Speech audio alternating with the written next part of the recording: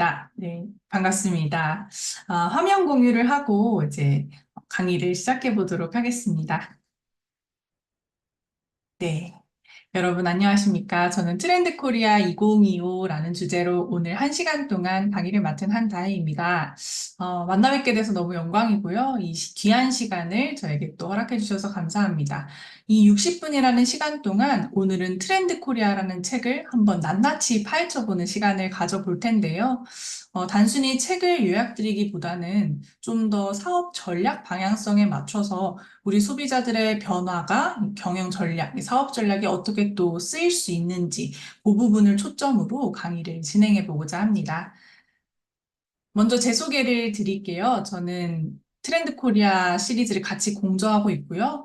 서울대학교 소비트렌드 분석센터에서 일을 하고 있습니다. 그 센터는 매년 트렌드 코리아라는 책을 내고 있고, 저는 같이 공저자로 활동을 하면서 다양한 기업들과 함께 소비자를 조사하는 연구 프로젝트를 수행하고 있습니다. 요즘은 대기업들도 소비자를 아는 것이 너무너무 중요하다라고 다들 알고 계셔서요. SK나 삼성전자, LG전자 이런 기업들도 소비자를 조사하는데 굉장히 힘을 많이 쓰고 계십니다. 그래서 저희 기관과 함께 또 다양한 연구들을 수행을 하고 계시고요. 또 저 개인적으로는 이제 다양한 기업들을 방문해서 트렌드 교육을 하는 그런 일들을 수행을 하고 있습니다. 그래서 저희 센터에서 매년 이제 트렌드 코리아라는 책을 내고 있는데요. 여러분들께서는 다들 또 아시리라 생각이 들지만 혹시라도 이 책을 모르시는 분들을 위해서 간단하게 설명을 드리겠습니다. 이 책은 2009년부터 시작됐고요. 상당히 오래된 시리즈물입니다. 2025년 올해로 17년째 이어져 오고 있고요. 매년 이제 10월 초에 출간이 됩니다. 그래서 내년도에 우리 소비자의 주요한 변화를 10개의 예쁜 단어로 정리한 책이고요. 주로 이제 경영 경제서로 많이 알려져 있습니다. 그래서 일반 독자분들도 많이 보시지만 사실 사업하시는 분들, 자영업 하시는 분들, 기업인들이 굉장히 많이 즐겨보시는 책이라고 이해해 주시면 되겠습니다. 그래서 이렇게 매년 굉장히 많은 트렌드 키워드를 내는데요. 저희가 가장 인기 있었던 키워드가 뭐냐고 간혹 가다가 질문을 주세요. 그러면 2018년도에 저희가 만들었던 언택트라는 키워드를 제가 소개해 드립니다. 언택트라는 키워드 많이들 들어보셨을 거예요. 언제 들어보셨을까요? 바로 코로나 때입니다. 네, 저희가 사실 2018년도에 처음으로 그 키워드를 만들었고, 그때 당시에는 코로나를 전혀 예측하지 못했는데, 2020년 이후에 언택트가 굉장히 많이 쓰였습니다. 그래서 지금은 전 국민이 가장 많이 아는 트렌드 키워드 중 하나가 된 것 같습니다. 또 가성비의 시대에서 가심비의 시대로 넘어갔다든지 소확행 이런 키워드들을 많은 분들께 전파하는 책이라고 이해해 주시면 되겠는데요. 이렇게 많은 키워드들을 만들고 있고 또 서점가에 혹시 많이 가보시나요? 가끔씩 이렇게 서점에 가보게 되면 그 시기의 트렌드를 좀 우리가 파악할 수 있는데요. 최근에 서점가에 가보시면 트렌드서로 이제 대부분의 책이 도배가 되어 있습니다. 지금 이 시기가 트렌드서가 가장 많이 또 인기 있을 시기인데 각 트렌드서마다 조금씩 특성이 있습니다. 그래서 저희 트렌드서는 좀 더 소비 트렌드에 초점이 맞춰져 있다라고 말씀을 드릴 텐데요. 그런데 여기서 질문을 먼저 드리고 싶습니다. 트렌드가 뭘까요? 우리나라는 참 트렌드에 관심이 많은데 트렌드가 정확하게 무엇인지 사실 많은 분들께서 또 오해하는 부분도 있고 또 잘 알고 계시는 부분도 있습니다. 우리나라에서는 트렌드가 굉장히 다양한 의미로 쓰입니다. 한국어로 번역을 하게 되면 유행으로도 트렌드를 이해하시는 분들이 계시고 경향성으로 이해하시는 분들이 계시고 그냥 사회 현상으로 이해하시는 분들도 계십니다. 그렇죠? 굉장히 다양하게 이해를 하고 계십니다. 네. 네, 임세정님께서 경향 흐름 아닐까요? 라고 지금 채팅창에 말씀 주셨는데요. 맞습니다. 제가 말씀드리려고 하는 것이 무엇이냐면 트렌드는 굉장히 단위가 큰 것이 있고 작은 것이 있습니다. 근데 저희 트렌드 코리아에 나와 있는 10개의 트렌드 키워드는 단위가 좀 크고요. 그래서 단순한 유행보다는 크기가 큰 경향성으로 이해해 주시는 것이 더 바람직하다는 거죠. 제가 왜 이 말씀을 드리냐면 기업에서는 트렌드에 관심이 많지만 동시에 트렌드를 두려워하기도 합니다. 왜냐하면 반영하기가 쉽지 않다는 거죠. 트렌드를 반영을 했는데 갑자기 소비자가 이제 유행이 바뀌었다 하면 어떡해? 라는 불안감이 늘 내재되어 있어요. 여러분들께서도 사업을 하시다가 트렌드가 이거니까 이제 따라가야지 했는데 트렌드가 바뀌면 어떡하지? 라는 생각을 우리는 늘 가지고 있습니다. 그런데 저희 트렌드 코리아에 나와 있는 이 트렌드는 비교적 단위가 큰 트렌드이기 때문에 조금은 더 사업에 반영하시기에 용이하시다라는 말씀을 드리고 싶고요. 그래서 단순한 유행보다는 좀 시기적이고 우리 경제적인 상황과 맞물려서 나오고 있는 사회 현상들을 주요한 가치 형태로 뽑아내서 10개의 키워드로 제시하고 있다는 점을 미리 말씀드리겠습니다. 그러면 우리는 왜 이렇게 트렌드에 주목을 할까요? 특히 우리나라 사람들은 트렌드에 관심이 많습니다. 비교적 다른 나라에 비해서 우리나라는 트렌드에 대한 관심이 높은데요. 그 이유는 첫 번째로 남들이 어떻게 사는지 궁금하다라는 분들도 계시고 또 두 번째로 젊은 세대들을 이해하기 위해서라고 말씀을 주시기도 하시고요. 그리고 가장 마지막으로 소비자를 이해하고 돈의 흐름을 알기 위해서라고 말씀을 주십니다. 그래서 오늘은 세 번째 분들이 가장 많이 오셨을 것이라고 생각이 듭니다. 그래서 10개의 키워드를 지금부터 하나씩 살펴볼 텐데요. 저희 책을 읽어보신 분들은 아시겠지만 저희 책은 띠동물을 가지고 그의 표제어를 만들고 있습니다. 2025년이 이제 49일 정도 남았는데요. 2025년은 푸른 뱀의 해입니다. 그래서 을사년 어떤 한 해가 될지 지금부터 살펴볼 텐데요. 소비 트렌드를 가장 큰 영향을 미치는 것이 바로 경제 상황입니다. 그렇죠? 소비자가 지갑 상황이 어떤지에 따라서 돈을 더 쓰고 돈을 덜 쓰고 이게 결정되기 때문에 사실 경제 전망을 보는 것이 가장 중요하겠죠. 그래서 저희는 늘 이제 경제학을 전공하신 그 애널리스트 분들과 함께 경제학을 같이 또 이제 자문을 하고 내년도 경제 전망을 또 같이 보고 있습니다. 사실 애널리스트 분들마다 관점이 좀 다양합니다. 네, 관점별로 생각하시는 그런 부분도 다른데요. 공통된 의견 하나는 2025년 상반기까지의 경제가 전반적으로 밋밋하다라는 것이었습니다. 좋으면 좋고 나쁘면 나빴지 밋밋한 건 무엇일까요? 지금처럼 일부 수출 산업이 호조를 보이면서 국가 경제는 잘 유지돼서 사실상 경제 지표를 봤을 때는 안정적인가? 라는 생각이 들 정도로 전반적으로 괜찮아 보이는 그런 형국이 유지가 되는데 자영업자, 그리고 우리 소상공인, 소비자, 이 세 분들은 전반적으로 나만 좀 이렇게 힘든가? 라는 생각을 하기 쉬운 시기라는 거죠. 소비 침체의 불경기가 굉장히 답답하게 지속되는 경향성이 강하게 나타납니다. 그래서 밋밋한 경제가 지속된다라는 말씀을 드리는 겁니다. 저희가 트렌드를 관찰하면서 저희 내부적으로도 또 이제 팁들이 점점 쌓여가고 있는데 하나의 팁을 말씀드리면 짝수해보다 홀수해가 트렌드를 전망하기가 더 어렵습니다. 네. 짝수해는 전반적으로 우리 사회적으로도 좀 사건들이 더 많아요. 예를 들면 선거라든지, 그리고 스포츠 행사, 올림픽, 월드컵, 이런 것들이 좀 많이 있습니다. 그런데 반대로 홀수에는 그런 행사들이 별로 없어요. 그러다 보니까 우리 소비자들이 소비할 명분이 더 좀 적어집니다. 그리고 좀 재미없다라는 생각이 들 수 있다는 거죠. 이렇게 밋밋한 경제를 앞둔 2025년도 소비시장이 좀 어떻게 우리가 대비할 수 있을지 그 관점에서 한번 살펴볼 텐데요. 전반적으로 세계 경제가 계속 안 좋다라는 얘기를 하지만 제가 이건 그냥 제 개인적인 말씀인데 사실 우리나라 경제가 좋다라는 얘기를 그렇게 많이 들어본 적이 없습니다. 그래서 늘 경제가 좀 안 좋다, 안 좋다 하지만 그럼에도 불구하고 위기 속에 늘 기회는 있기 때문에 우리가 그 기회를 잘 파악해서 대비하는 것이 굉장히 중요하다라는 말씀을 드리겠습니다.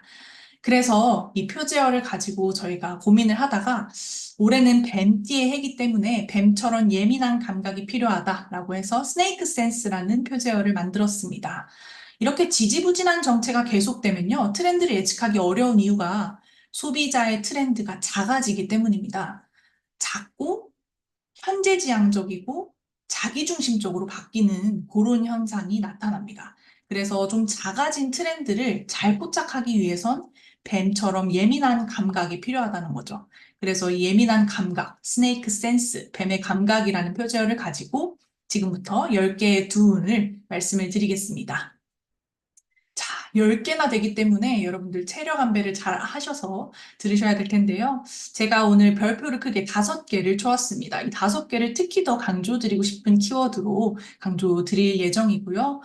양해의 말씀을 딱 한 가지 드리자면 제가 오늘 이게 비대면인데 굉장히 많은 분들이 들어와 주셨잖아요. 근데 사실 이 자료가 저작권 이슈가 있습니다. 그래서 혹시라도 캡처를 하실 경우에는 본인께서 봐주시고 다른데 배포만 안 해주시면 SNS에만 안 올려주시면 감사하겠습니다. 네, 그럼 지금부터 하나씩 살펴보겠습니다. 우리나라 사람들은 결론부터 말하는 걸 중요하게 생각하죠. 그래서 제가 결론부터 말씀을 드리면 이 10개의 키워드는 크게 3가지로 나눌 수 있어요. 첫 번째, 2025년 소비자의 가장 큰 변화. 저희가 늘 첫 번째 키워드를 가장 중요하게 생각하는데요. 그래서 옴니보어라는 키워드를 여러분들께 강조드릴 거예요. 이 옴니보어의 키워드는 나머지 9개를 좀 이렇게 잡아주는 아버지 키워드라고 이해해 주시면 될 것 같고요. 나머지 9개의 키워드는 크게 2갈래로 나뉩니다. 첫 번째는 경제가 계속 안 좋고 지리하게 힘들어지는데 그 안에서 사람들이 작게 작게 변화하는 현상, 핑크색 키워드, 미시적인 키워드로 말씀을 드립니다. 그런데 여기서 오해하면 안 될 것이 소비자의 변화가 작다고 해서 영향력이 작은 것은 아니라는 겁니다. 변화가 작으면 그만큼 퍼지는 것이 더 오래 갈 수 있다는 점을 미리 말씀드릴게요.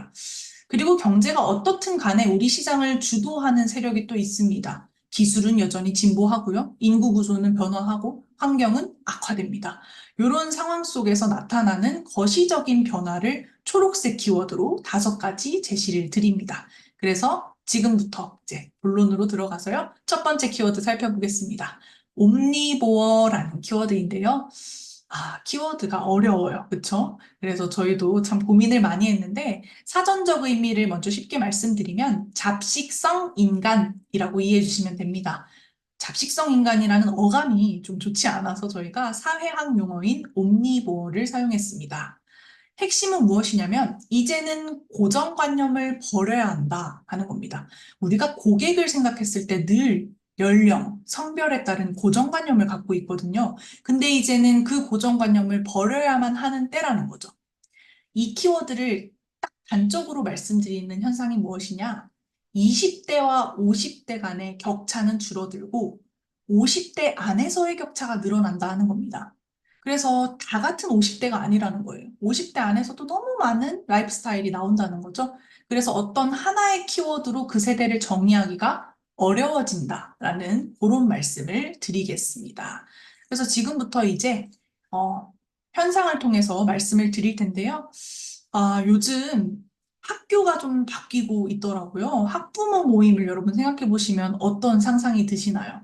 초등학교 학부모 모임 한번 상상해 보실까요? 여러분들 딱 떠오르시는 어떤 이미지가 있을 텐데요. 저는 어떤 이미지가 떠오르냐면 40대 여성분들이 이제 카페에 모여서 아이들에 대한 이야기를 나누는 그런 식의 상상이 듭니다.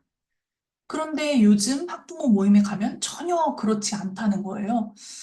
저희가 이 책을 쓸 때 저희 공저자들만 같이 모여서 머리를 싸매고 쓰는 것이 아닙니다. 저희 책 맨 뒤에 보시면 각 산업별로 그 산업에 정말 종횡무진 활약하시는 실무진 분들 200분을 초청을 해서 같이 워크숍을 가지고 그 업의 가장 주요한 변화들을 같이 토론하는 시간을 늘 갖습니다. 그런데 한 초등학교 선생님께서 이 말씀을 해주시더라고요. 요즘은 학부모가 너무 다양해서 한 학급에 어디다가 초점을 맞춰서 그 학급을 운영해야 될지 감이 오지 않는다라는 말씀을 해주시더라고요. 생각해보면 요즘은 엄마 아빠가 다 같이 오는 경우도 굉장히 많고 연령대가 너무 다양한 거예요. 과거에는 한 5살 정도로 연령대가 좁았다면 그래서 언니 하고 친해질 수 있었다면 요즘은 15살까지도 늘어났다고 합니다. 그러다 보니까 절대 친해질 수 없고 사람마다 원하는 스타일이 다 다르다는 거죠. 그래서 학부모 바이 학부모로 1대1로 다 커뮤니케이션을 해야 하는 굉장히 어려운 상황에 놓여 있다라는 선생님의 말씀을 들었습니다. 그러고 나서 제가 이제 저는 대학교에 있다 보니까 대학교에서 같이 연구를 하다 보니까 우리 대학교는 어떻지 하고 딱 보니까 요즘 대학교에 대학생보다 중장년층이 더 많네라는 생각이 들더라고요. 생각해보면 대학생들이 이제 대학교에 많겠다라고 생각하시지만 중장년층 분들께서도 요즘은 다시 공부를 하러 오시는 경우가 굉장히 많고, 또 뿐만 아니라 최고위 과정이라든지 이런 과정들, 학습 과정들이 많아지면서 일부에서는 이제 시니어 대학들, 이런 것들도 활발하게 생기고 있습니다. 한마디로 제가 말씀드리고 싶은 것이 때가 있다라는 것이 이제는 오류가 되고 있다는 거죠. 공부도 때가 있고, 뭐 우리가 일을 시작하는 것도 때가 있고, 때가 있다라고 생각하지만 사실상 이제는 때가 있다라는 것이 통하지 않는다는 겁니다. 왜냐? 너무 인생 시기가 길어졌기 때문에요. 네. 우리가 인생 시기가 길어지면서 결혼, 출산, 이 모든 것들에 때가 있다라는 것이 점차 어그러지고요. 흐려지는 경향성이 나타난다는 거죠. 이제 베이비부머 세대가 은퇴를 앞두고 있죠. 그래서 많은 기업들이 시니어를 어떻게 타겟할까 굉장히 고민을 많이 하세요. 그래서 저희도 시니어 연구를 굉장히 활발하게 하고 있는데, 시니어 연구할 때 가장 어려운 게 무엇일까요? 시니어 연구는 시니어 자체가, 이 키워드 자체가 문제라는 점을 말씀드립니다. 시니어라는 키워드를 쓰는 순간 우리 실무자는 왠지 케어를 해줘야 될 것 같고, 왠지 영양제를 드셔야만 할 것 같고, 뭔가 힘이 없으실 것 같고, 이런 생각을 한다는 거죠. 그런데 막상 시니어를 연구하게 되면 본인들이 절대 시니어라고 생각하지 않는다는 거예요. 그래서 시니어라는 말을 붙이는 순간 상품이 팔리지 않는다는 겁니다.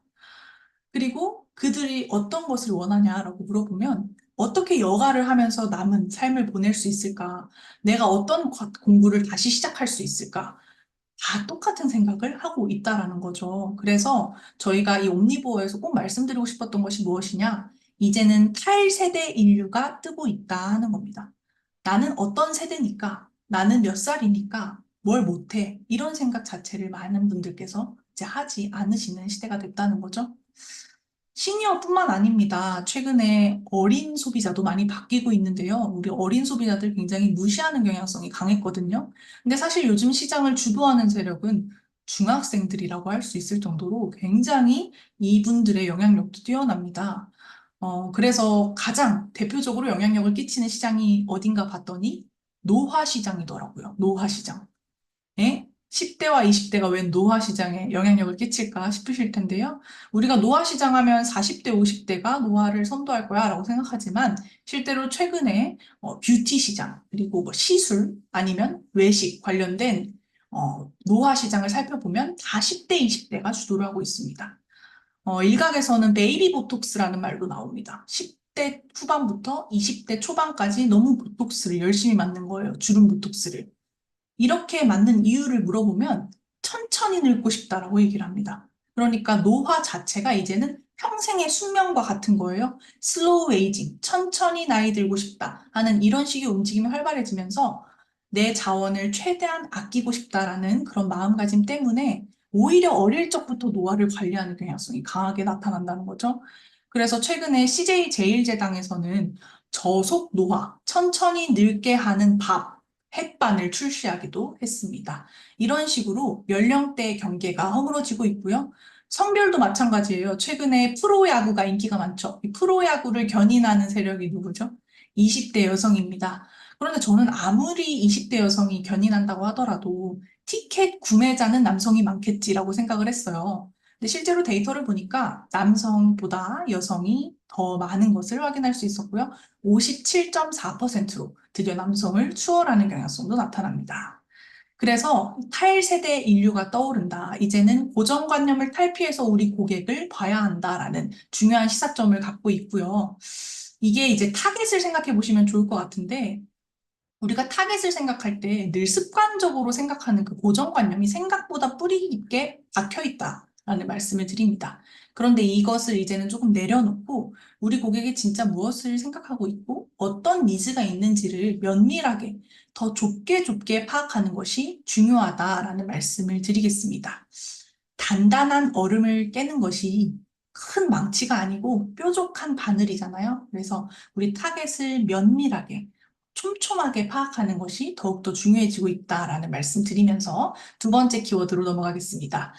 두 번째 키워드는 아보하, 아주 보통의 하루의 줄임말입니다. 저희가 늘 트렌드 코리아를 출간하면 출간 첫날 미디어 데이라는 걸 해요. 미디어데이는 이제 언론사분들을 다 모시고 10대 키워드가 이겁니다 하고 짜란 하고 발표를 하는 시간인데요. 언론사분들이 가장 오래 주목했던 키워드는 바로 이 아보하였어요. 대한민국의 행복의 패러다임이 바뀌고 있다 하는 겁니다. 아보하를 말씀드리려면 제가 올해 소비자 조사를 했던 것 중에 가장 충격적이었던 발화를 소개해 드려야 될 것 같은데요.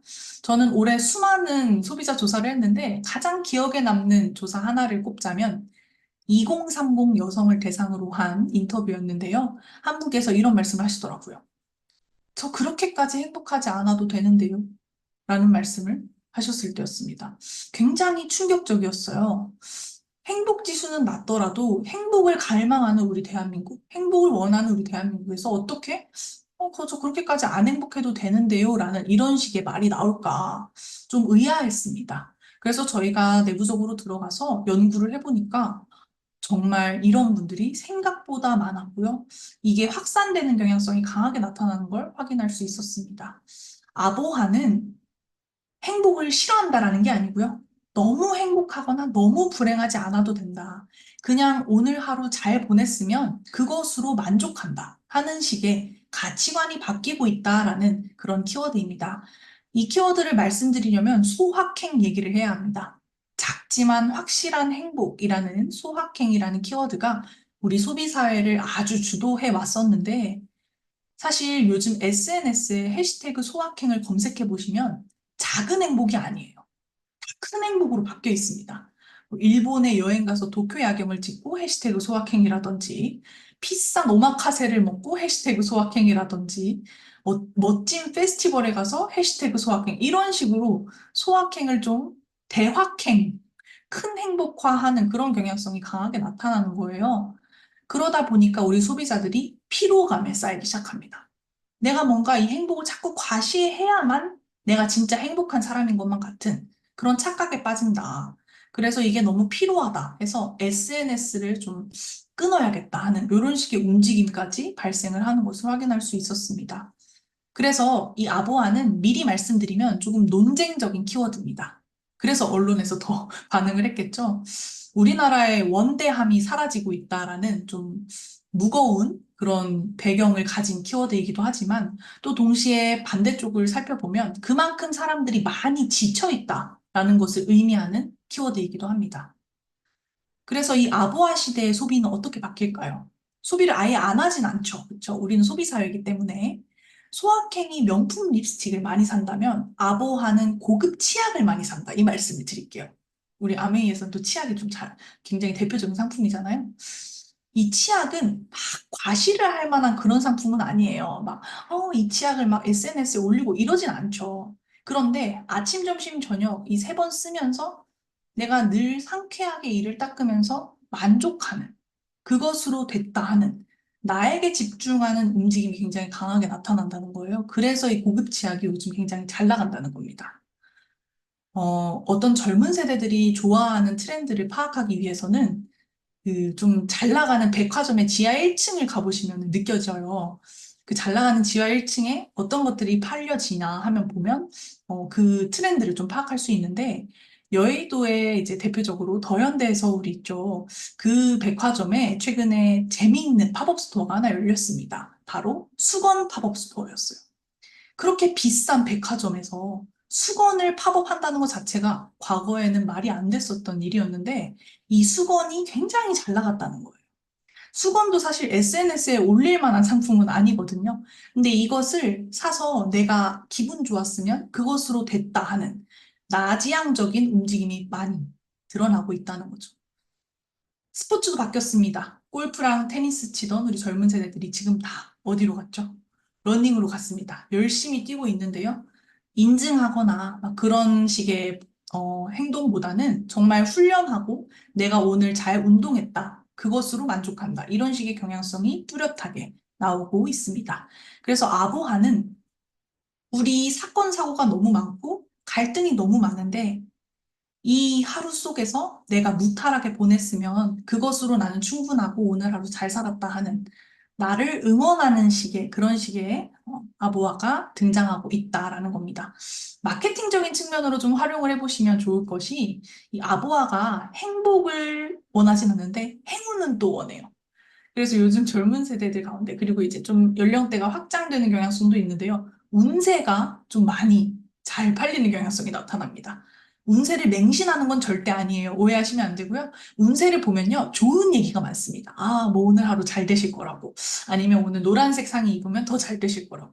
사실 다 긍정적인 언어들이에요. 그 긍정적인 언어들을 통해서 응원받고 내가 오늘 하루 잘 보내면 됐다 하는 그런 식의 나를 위로하는 식의 마케팅, 아부아 마케팅들이 떠오르고 있다는 점도 기억해 주시면 좋겠습니다.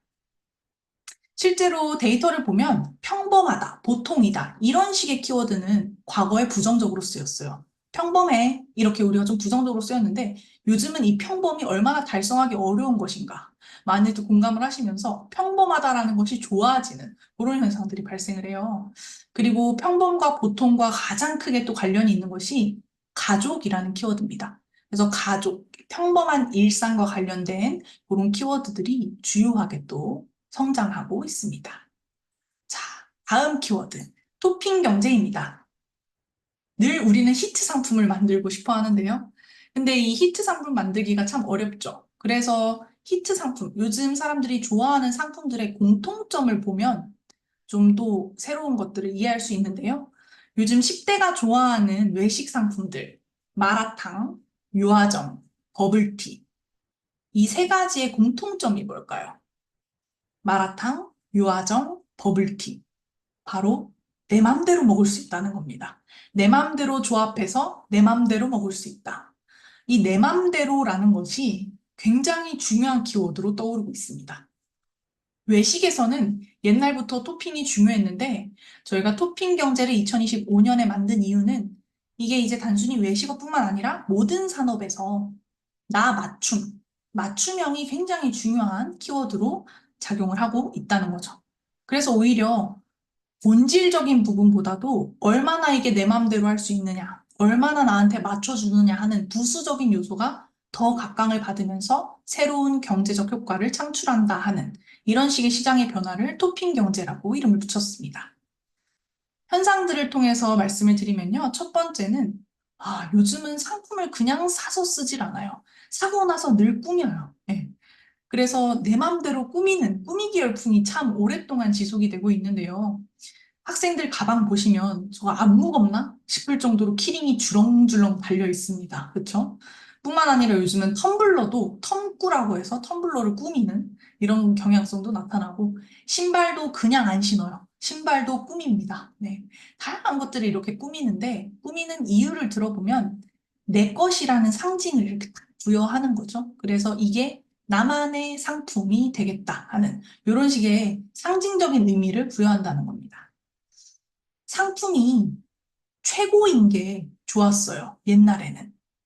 그런데 어느 순간부터 모든 상품들의 품질이 어느 정도 상향 평준화되면서 소비자들이 느끼기에는 다 비슷하게 느껴지는 그런 식의 상황이 발생합니다. 그러다 보니까 요즘은 최고예요. 정말 좋아요. 이런 말보다도 너를 위한 상품이에요.가 오히려 더 큰 가치를 가지게 된다는 거죠. 그래서 최고보다 최적이다라고 저희가 말씀을 드렸는데요. 요즘은 이 화장품의 파운데이션 있죠? 이 파운데이션도 참 달라지고 있습니다. 원래 우리나라 사람들은 21호 아니면 23호만 쓰는 것으로 유명을 했는데 최근에 아모레에서 톤워크 파데라는 것을 선보였어요.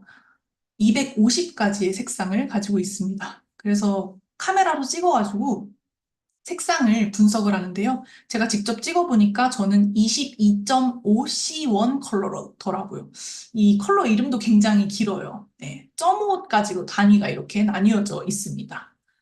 다이슨에서 최근에 헤드폰을 만들었어요. 근데 왜 주목을 받았냐면 2,000가지의 색상을 조합할 수 있다는 겁니다. 이 중에 하나는 네가 원하는 색상이 있겠지. 이런 식의 접근이 요즘 상품에서 핫하게 떠오르고 있습니다. 심지어 아파트도 바뀌고 있는데요. 최근에 건설업계에서는 가변형 아파트가 주목을 받고 있습니다.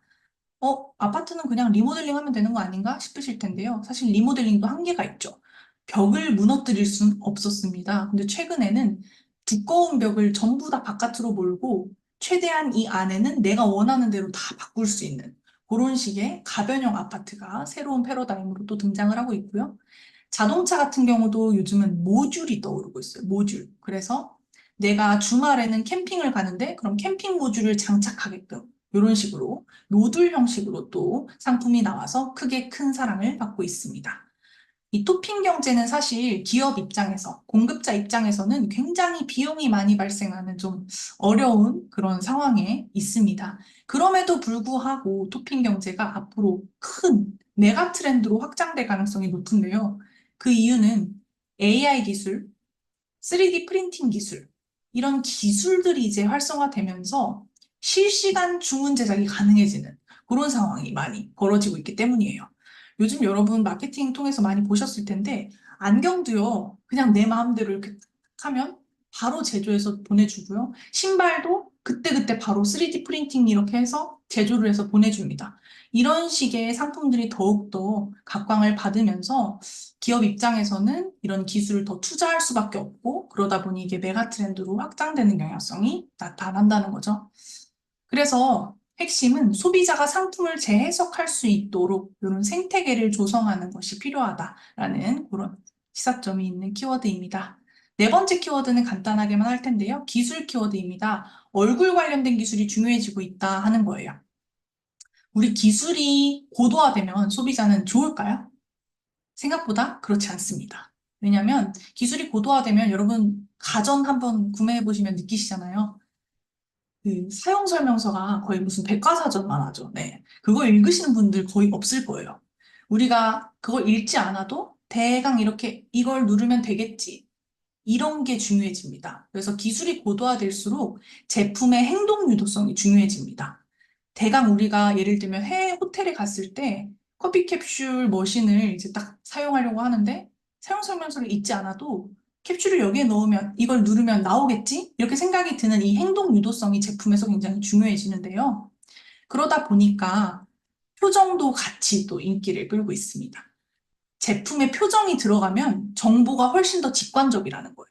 예를 들면 로봇이 웃어요. 그러면은 아, 별 문제 없구나 싶은데 로봇이 갑자기 울어요. 그러면 아, 뭔가 문제가 있나? 우리가 굉장히 직관적으로 받아들일 수 있다는 겁니다. 최근에 전기 충전 스테이션, 이 전기차 충전소 중에 엄청나게 디자인상을 받은 게 있어요. 이게 바로 표정을 짓는 전기 충전 스테이션입니다. 그냥 귀엽게 귀여운 느낌으로 이렇게 표정을 넣었구나라고 소비자들은 생각하시겠지만 사실 엄청난 의미가 담겨져 있습니다. 전기 충전 스테이션 처음에 쓰시는 분들 굉장히 어려워하시고 두려워하시거든요. 근데 웃고 있어요. 그럼 괜찮구나. 안정감을 느낄 수 있다는 거죠. 근데 뭔가 화가 났거나 울고 있어요. 그러면 아, 내가 지금 뭔가 잘못됐구나. 담당자를 불러와야겠다. 이런 식으로 직관적으로 우리가 이해할 수 있다는 거죠. 그래서 페이스테크 기술이 고도화될수록 얼굴 관련된 그런 기술들이 중요해지고 있다라는 트렌드 키워드입니다. 또 얼굴을 입히는 것뿐만 아니라 읽어내는 것도 중요한데요. 최근에 중국에서는 안면 인식을 활용한 스마일페이 이런 것들이 또 등장을 하고 있습니다. 그래서 웃으면 바로 자동으로 결제가 되는 그런 스마일페이도 상용화가 되고 있고요. 안면 인식을 통해서 건강을 분석한다든지 그런 식의 서비스도 활성화가 되고 있습니다. 자, 다음 키워드는 무해력이라는 키워드입니다. 요즘 귀여운 거 좋아하시는 분들이 참 많으시죠?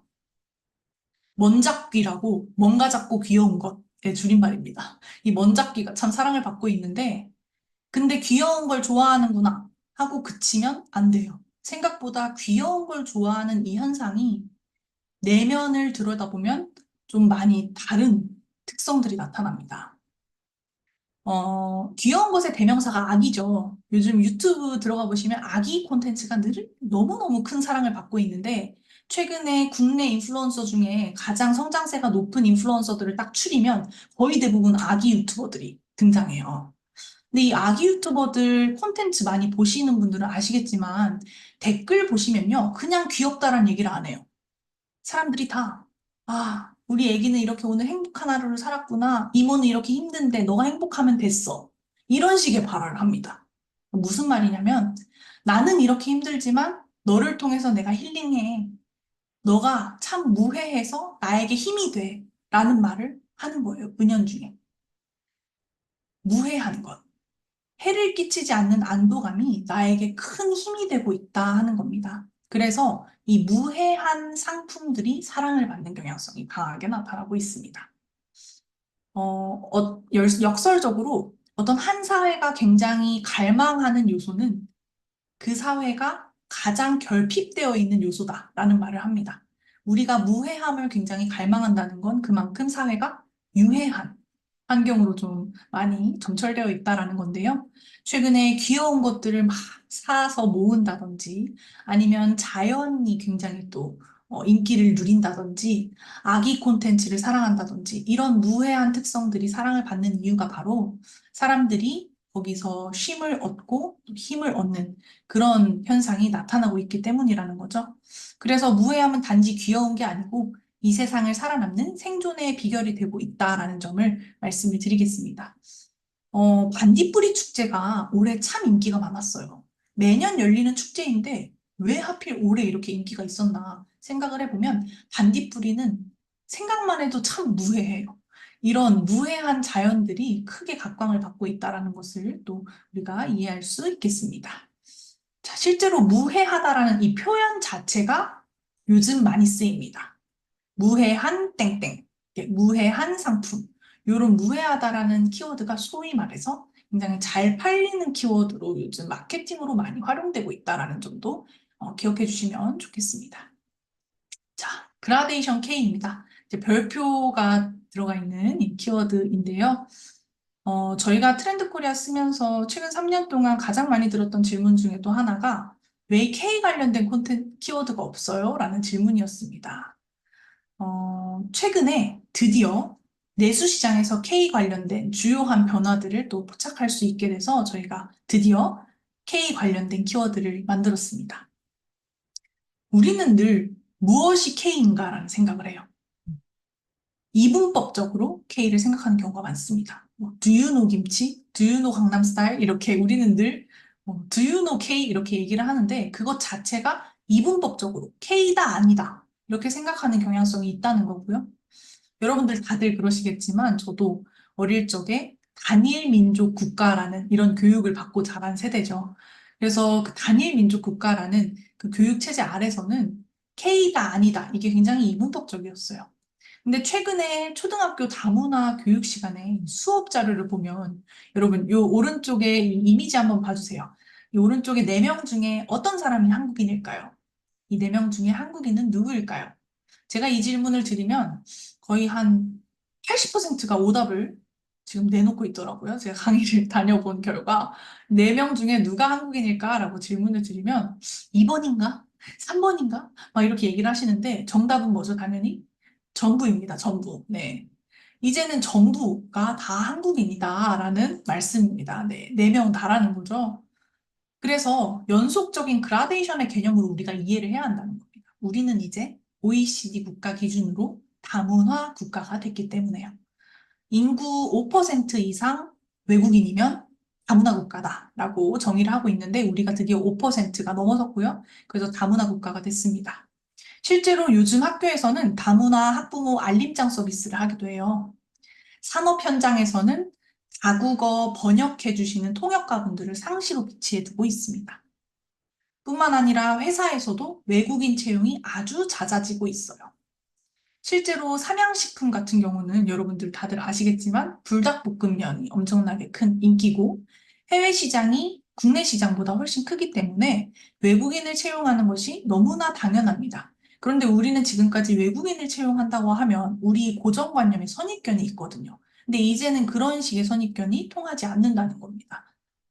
뿐만 아니라 대기업들의 임원들 가운데서도 외국인이 굉장히 많이 채용되는 경향성도 나타납니다. 사람이 그라데이션화되고 있다는 거죠.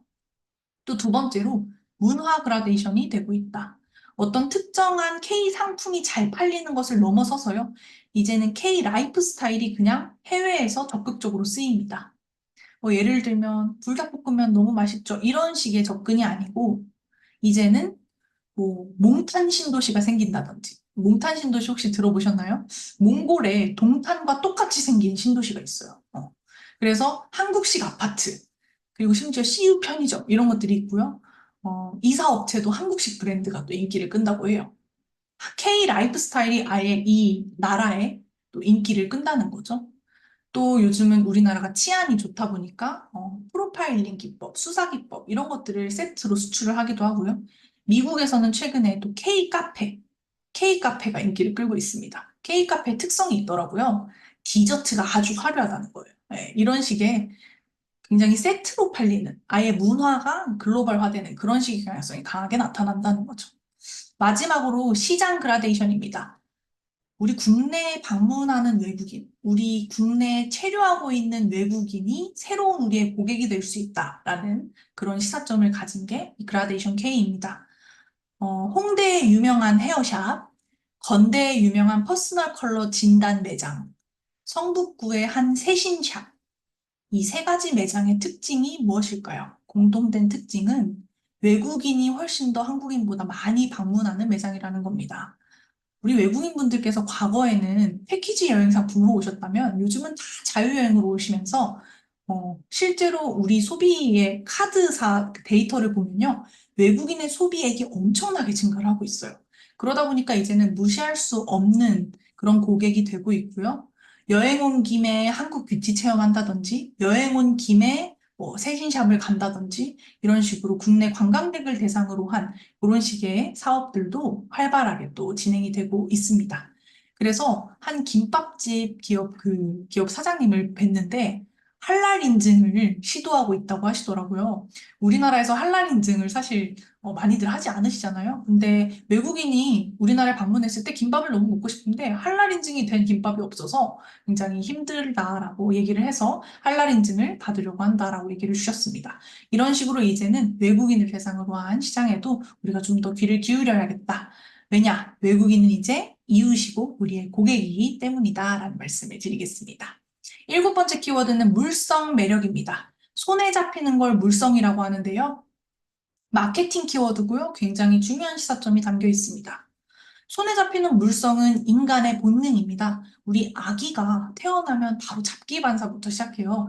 인간의 본능이 물성인데 왜 이 물성이 갑자기 2025년에 트렌드가 될까요? 왜냐? 디지털 피로도가 너무 높아졌기 때문입니다. 여러분 생각해 보시면 2020년 이후로 우린 계속 기술 얘기를 압도적으로 많이 듣고 있어요. 언택트다, 비대면이다, 온라인이다 얘기를 듣고요. 또 코로나 끝나고 나서 좀 괜찮아졌나 싶었더니 바로 AI 열풍이 불어서 우리 일상에서 AI가 굉장히 대세가 되고 있고 AI를 내가 쓰지 못하면 왠지 뒤처지는 것만 같고 이런 식으로 우리 디지털 피로가 굉장히 만연해진 사회가 됐다는 겁니다. 그러다 보니까 소비자들이 반작용이 생겨요.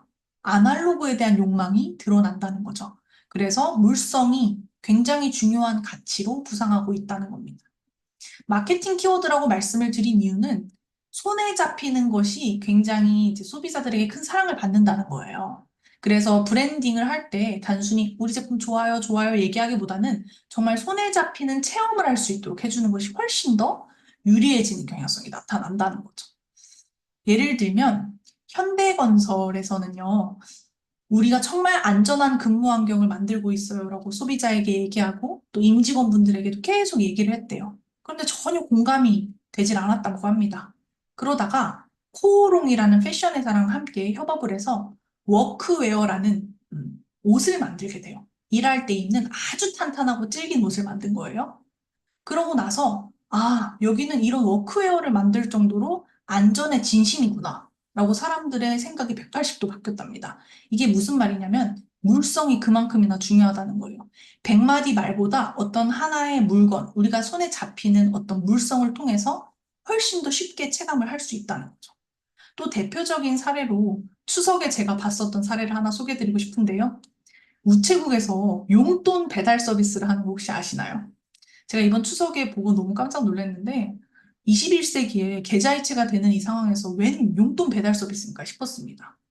집배원이 직접 배달을 해주시거든요.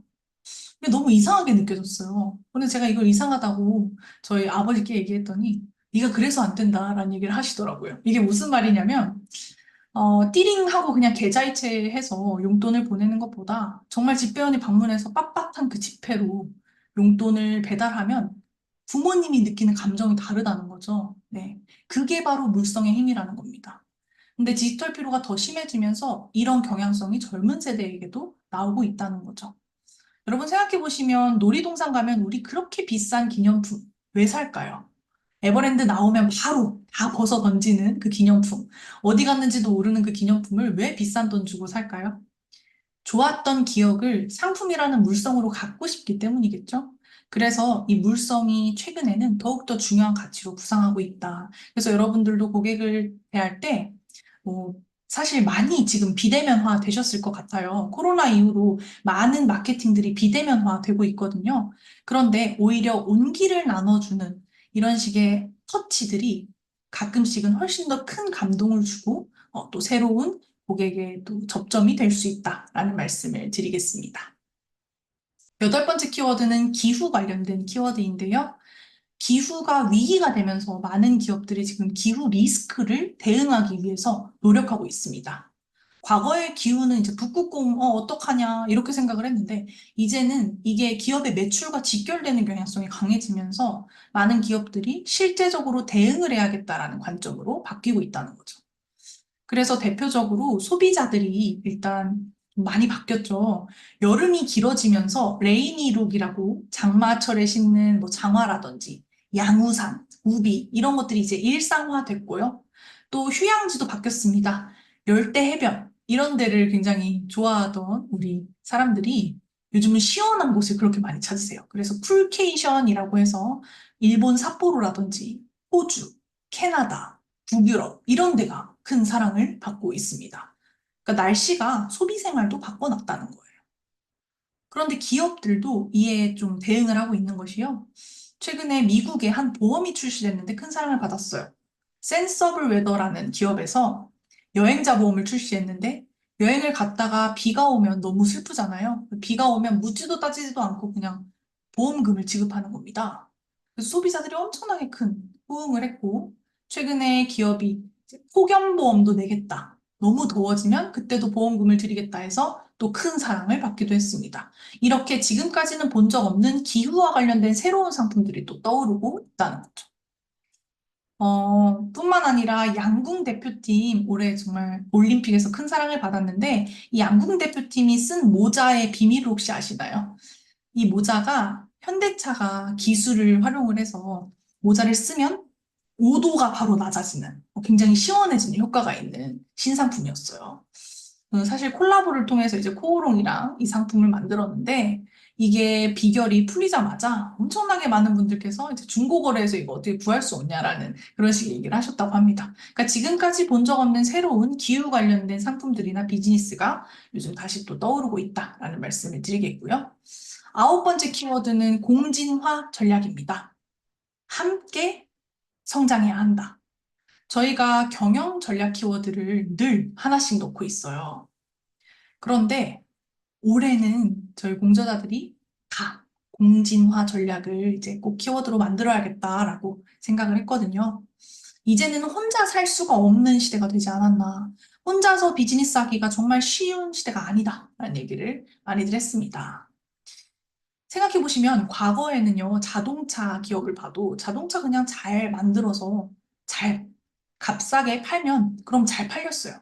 근데 요즘은 자동차를 만들어도 이게 전기차 충전소가 얼마나 있는지 또 스마트폰이랑 얼마나 잘 연동이 되는지 이런 식으로 다른 회사들과의 연결성이 너무 중요해지고 있거든요. 그러다 보니까 자동차 회사도 다른 회사들이랑 또 상생을 하는 그런 파트너십이 중요해지고 있다는 거죠. 그래서 이제는 대기업들도 파트너십을 아주 적극적으로 하고 있습니다. 그런데 우리 로컬 또 소상공인 분들, 그 자영업 하시는 분들도 요즘은 커뮤니티가 너무너무 중요하게 작용을 해요. 과거에는 남들과 좀 다르게, 남들은 얼마나 잘하나, 막 이런 것들을 막 보면서 경쟁에만 우리가 초점을 맞췄거든요. 우리나라가 굉장히 경쟁 사회였잖아요. 그런데 어느 순간 나 혼자 잘 살아남기가 쉽지 않아졌다. 변화가 너무 빨라지면서 좀 많은 것을 배워야 하고 이 학습을 해야 하기 때문에 함께하는 커뮤니티가 중요해지고 있다는 거예요. 그러다 보니까 공진화, 이 생태계가 중요해진 현상이 나타납니다. 그래서 요즘은 함께 성장하는 이 파트너십이 중요해지고 있다는 거죠. 그래서 많은 대기업들이 요즘 새로운 이업종 회사들과 또 파트너십을 맺기도 하고요. 심지어 롯데백화점 같은 경우는 지금까지 계속 롯데카드랑만 제휴를 했는데 업계 최초로 이제 현대카드랑 B그룹사랑 제휴를 하기도 했습니다. 이런 식으로 이제는 적과의 동침까지 허용을 하는 그런 식의 전략적인 상생이 많아지고 있다는 거죠.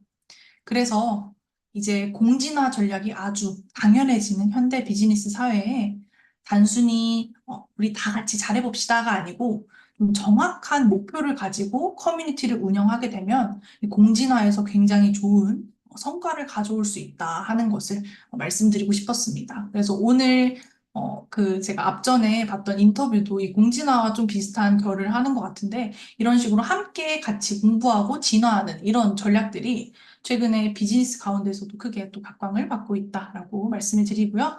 마지막 키워드, 아마 가장 또 좋아하실 만한 키워드가 아닐까 싶습니다. 자기계발 트렌드 키워드고요. 원 포인트 업입니다.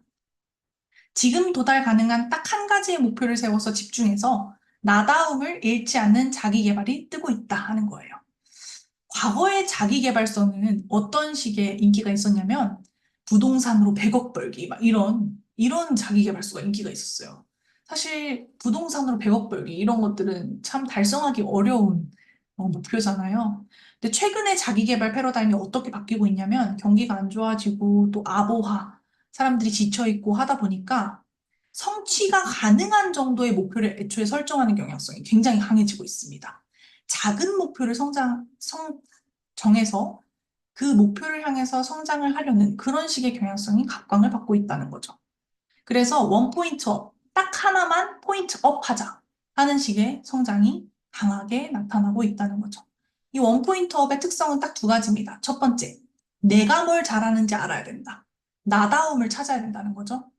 나다움을 찾아야만 거기서 한 포인트를 업시킬 수 있기 때문에 그래서 최근에 나다움을 찾는 그런 식의 전략들이 많이 부상을 하고 있고요. 두 번째는 작아지는, 도달 가능한 목표를 찾아야 한다는 거죠. 최근에 자기 관리에서도 이런 경향이 나타났는데 시술이 티가 많이 나는 시술보다 조금만 바뀌는 시술들이 더 인기를 끌어요. 티, 안 티라고 해서 티가 안 나는데 티 나는 시술 이런 것들이 인기를 끌어요. 그러니까 과거에는 크게 바뀌는 것, 정말 큰 변화들 이런 것들을 추구했다면 요즘은 조금씩만 도달 가능하게 바뀌는 그런 시술들이 더 인기를 끈다는 거죠. 그래서 단기간에 조금만 바뀔 수 있는 그런 목표들이 더욱 큰 사랑을 받고 있다는 것이 이 원포인트업의 중요한 특성입니다. 왜 이런 현상이 나타나냐면 롤모델이 사라진 시대이기 때문이에요. 미래 전망이 어렵고요. 원대한 계획이 쉽지 않은 시대입니다. 그러다 보니까 작게 작게 지금 조금씩 성장해서 나중엔 큰 성과를 내는 그런 식의 자기 개발들이 최근에 큰 인기를 끌고 있다 하는 겁니다. 펭수라는 캐릭터 혹시 아시나요? 펭수가 이런 말을 했다고 합니다.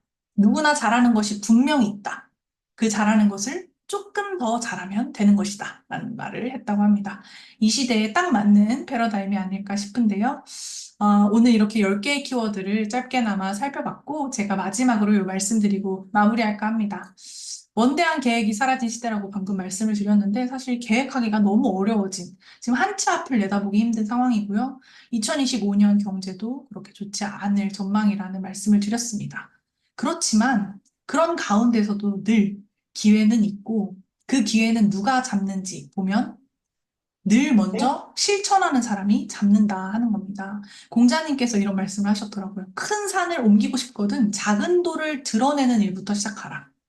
일각에선 이런 말을 하시더라고요. 작은 돌 들기 전에 호미부터 들어라.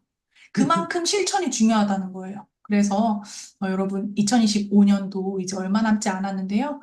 실천할 수 있는 계획을 세우셔서 2025년을 성공적으로 우리 시작할 수 있는 그런 한 해가 되셨으면 좋겠습니다. 네, 60분 동안 경청해 주셔서 감사합니다. 지금까지 한다혜였습니다.